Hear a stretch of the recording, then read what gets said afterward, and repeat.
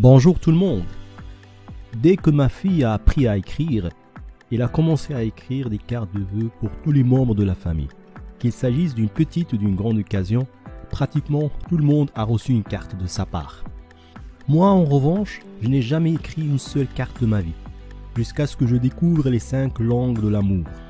Ce concept vient d'un livre de Gary Chapman, intitulé The 5 Love Languages.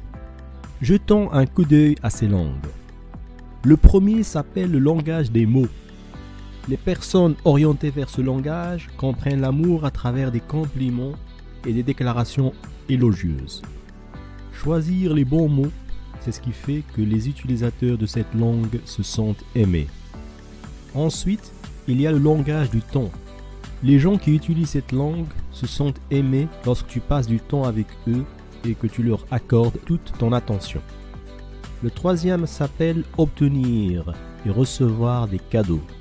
Les personnes orientées vers cette langue sont les plus touchées par les symboles d'amour, qu'il s'agisse d'une alliance ou d'un cadeau commémoratif comme le billet de leur premier rendez-vous au cinéma.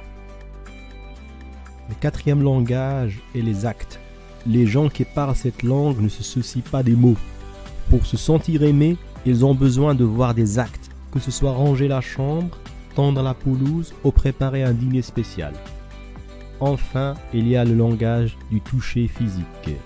Pour les personnes orientées vers ce langage, c'est plutôt le toucher, les câlins et les baisers qui sont les principaux moyens de communiquer l'amour. Alors comment cela peut-il aider vos relations? Eh bien disons que ton partenaire parle le langage des actes. Désherber et planter le jardin peut être une excellente idée et il est fort probable qu'après, tu vas passer un bon week-end avec ton partenaire. Mais imagine que la langue de ton partenaire est plutôt passer un temps de qualité. Dans ce cas-là, il est fort probable qu'il vaut mieux prendre du temps à parler avec ton partenaire au lieu de passer toute la journée à tondre la pelouse et planter le jardin.